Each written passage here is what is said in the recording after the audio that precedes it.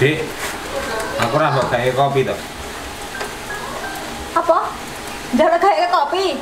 Ha wong kowe kuwi blonjo ora tau lho. Saiki malah pet wis blas aku ora tau mbok gawe dhuwit tok. Iso-isone arep njaluk kon ngeki kopi. Ha kok elok men. Gas tuku apa-apa tuku.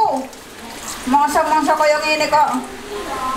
Ilingo Mas, urip awake dhewe iki saiki malah tambah kenes, tambah rekoso. Nek ngene iki aku terus kelingan wong tuaku, Mas. Kowe anak nomor 1, aku anak nomor 3. Kapan demben wis dilarang karo wong tuaku wis ora entuk kowe jeng ngeyel gur ngomong cinta wae. Saiki arep pangan cinta ngono kuwi. Wong tuaku lho nganti ora enek nganti do mati kabeh. Ngenes mikir awake dhewe. Dadi korban tok akhire. Awake dhewe malah tambah urip rekoso kaya ngene iki. Aku kowe dina-dina padu terus ngene iki. Seminggu to ngono.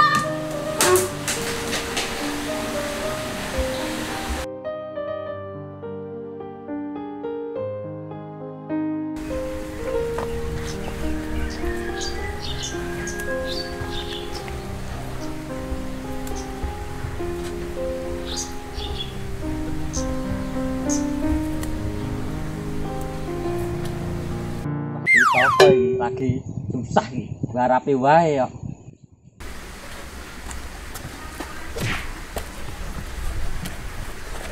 Ngopo to kok ketok susah e Ram.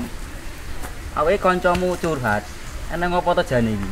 Suket bojak omongan kaya ngono. Jane iki eneng ngopo? Aku ki kancamu curhat, ngomong karo aku, semua masalah beres pokoke. Ngomong apa kowe, Dul? Kowe arep bantu aku. Kowe kira ngerti masalahku. Aku lho tundung minggat bojoku gara-gara lulusan. Ekonomiku lagi susah. Dadi kowe rasa ikut campur urusanku. Kowe kira rasa sok dadi pahlawan ning ngarepku. Kowe ora ngerti permasalahan uripku.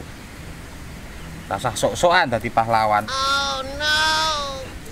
Aku ki kancamu kok. Ya emang aku ora iso ngeki solusi.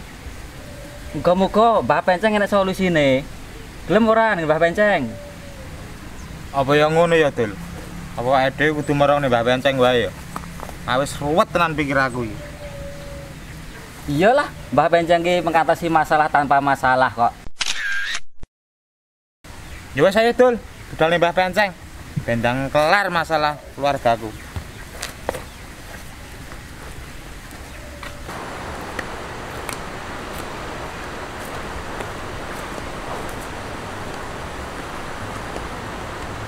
Ayo, Dik, melu aku sik. Arep nanti, Mas? Mbah Penceng, Mbak, dan masalahmu sudah rampung. Ayo, Dik, gendong bonceng.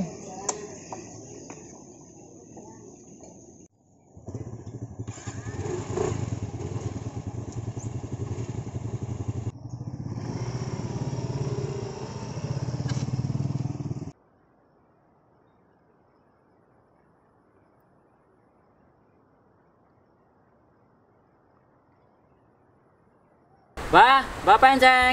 Mbah Penceng. Tak krungu to. Cepet kok. Mbah Penceng. Mbah.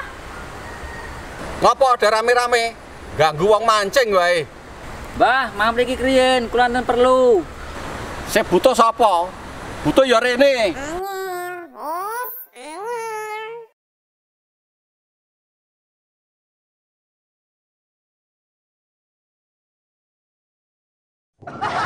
Ono apa? Kok ketoke penting iki, Men? Ayo kene.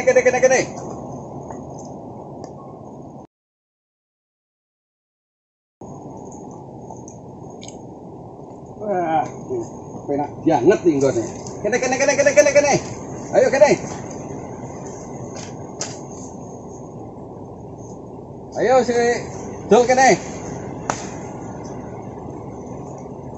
Ah, kowe kene lho. Ya, udut sik. Ayo udut. Nggih, Mbah. Udut sik. Niki lho Mbah teko kalih garwane enten perlu kalih jenengan. Enek perlu apa? Kon ngomong dhewe coba. Ngeten lho, Mbah. Bojo kula niku ndak dina iku muring-muring mawon. Kula iki napa mawon salah. Lah mesti kowe nganggur, kowe ora nyambut gawe mesti yo gur gaweamu klontang-klantung mesti. Iya ora? Apa iya, Nduk? Nggih, di samping niku, Mbah, awal mulane niku riyen kan kula kalih niki sire jejodohan niku mboten angsal kalih tiyang sepah kula. Dupeh kula niku anak nomor 3, niki anak nomor 1. Dadi kan lusan, Mbah. Weh, lah. Nggih, tur niku tang pundi-pundi adat pundi-pundi kan mboten angsal. Pirasa nek lusan niku mboten sae. Lah nyatane kan nggih saestu to, Mbah. Sawise kula niku nikah, niku bapak ibu kula terus tilar. Urip kula niku sarwa rekoso terus. Iya. Riyen kula disayang kalih wong tua kula, napa-napa kula keturutan. Lah sawise kalih niki niku, Mbah, rekoso urip kula. Sik ya, Nduk ya. Ya le ya kabeh tak omongi ya. Kaya ngono kuwi sakjane ki mitos. Sangkena kabeh mau kepikiran terus. Sangkena kowe percayane nemen, wong tuamu percayane nemen. Dadi enek apa-apa dikait-kaitke kuwi. Lho, aku reti dhewe sidol iki ki sakjane wong ndablek. Iki ki ya lusan. Nek ndablek ra mikir apa-apa, ora gagas aku lusan apa-apa. Ya aman-aman wae. Ya perlu ngertenono ya. Wong Jawa kuwi eneke lusan ora entuk kuwi. Kowe kudu ngerti. Mergone duwe watak dhewe-dhewe. Nomor 1, kuwi rata-rata watake kuwi menangan njaluk dadi pemimpin. Ya gur kowe ora iso ngerteni. Lah watak nomor 3 kuwi watake iki manja, njaluk apa-apa kudu keturutan. Mulane kowe wong loro ora tau iso sepaham, dadi pikiran terus, eneke congkrah. Mula kowe golek sandang pangan ya dadine seret. Angel. Wong urip jejodohan kuwi nek kuncine arep kepenak, kuwi kudu rukun, guyub. Kuwi engko mergone golek sandang pangan sak pola-polahe gampang. Ora kaya kowe eneke abendina gur congkrah wae, mergo sing mbok gagas gur lusan wae. Wis pikiran lusan di loske. Sing penting mikir sing positif. Ayo Mas golek sandang pangan bareng. Mas nek nganggur kon nyambut gawe. Ngomah ki nek ayem, golek sandang pangan ya lancar. Syukur kowe, Nduk. Duwe bojo mbok dongake supayane ndang iso entuk gawean, nyambut gawe ya lancar. Dadi urip rumah tangga iso tentrem. Lah kula, Mbah, kula jane nggih mboten kurang-kurang le.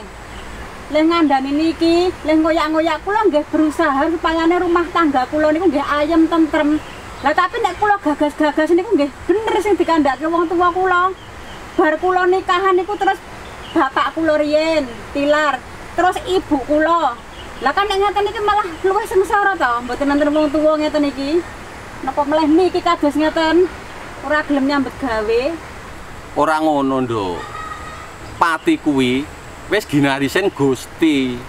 Nek ndelalah kedadian ngono kuwi ya gur ngepasi, Nduk. Tak kandhani meneh ya, Nduk ya. Mergone kuwi wong tuamu sampe kaya ngono kuwi. Kuwi mergo watakmu. Senengmu manja, apa-apa kowe curhat mbek wong tuwa. Wong tuamu kepikiran terus, pikiran ora leren. Dadi ya kuwi kedadiane. Gara-gara mikir kuwi mau, wong tuamu dadi ra kuat sampai ora ana kuwi mau. Dadi sing ditembungke lusan kuwi mau jane nek ora digagas, kuwi mau ya gur mitos, Nduk. Wis. Saiki wong ndang do mulih ya, omah-omah ditata. Aja congkrah wae. Sing tentrem, gen kowe golek rejeki sandang pangan gampang ya, Nduk ya. Ya le ya. Tapi Mbah, sik Mbah. Ora tapi nang. Ya watak kaya ngono kuwi sing gaweke umur bojo ora dawa. Wis. Ora sah suwen-suwen. Omah-omah ndang didandani sing rukun, guyub, golek sandang pangan ge gampang. Wis ndang mulih kono. Aku ndang arep mancing meneh, mancing rong entuk malah mbok ganggu. Nggih, Mbah, Nggih, Mbah. pamit, Mbah. Ya ya wis kono ndang bali tak ndang tutuk ke mancing. Ah,